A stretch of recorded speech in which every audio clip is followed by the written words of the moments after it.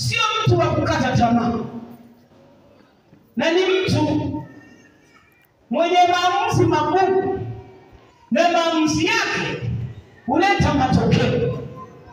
Haleluya, haleluya.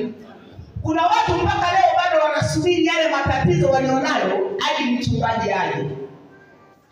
Maamuzi magumu yanakamilisha unabii. Wote nisikie vizuri. Unabii umeshapewa. Amen.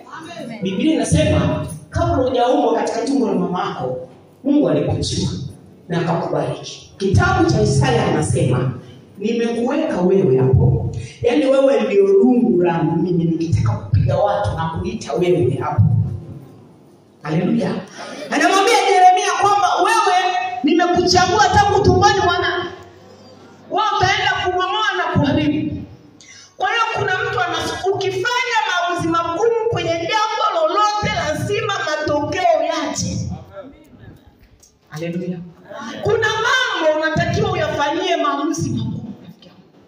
Yaani ukiendelea kuyachekea unakufa na huku unatembea na uwezo unao na Mungu unaye na nguvu unazo, Roho Mtakatifu unaye, watu wamesha kuombea, baraka wamekutakia, wao umekaa.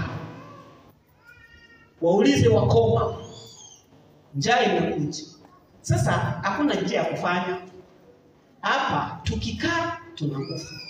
Na tukienda ila kufa ni sawa, ila kufa kizembe ni dhambi. Haleluya. Kufa nitakufa, lakini sitakufa kizembe. Haleluya. Ambia jirani yako wewe usife kizembe.